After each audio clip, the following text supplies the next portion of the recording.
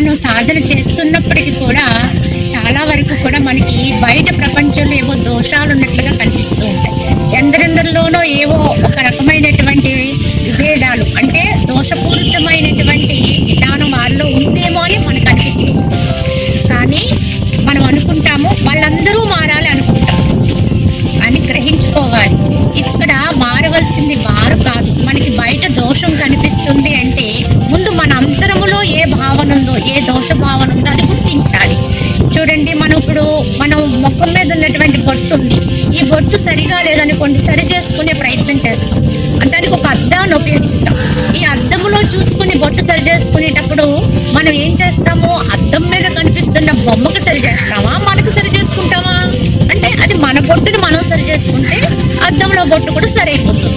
అదేవిధంగా ముందు మన అంతరంలో ఉన్న భావాలను సరి చేసుకుంటే మనకి బయట అంతా కూడా శుభంగానే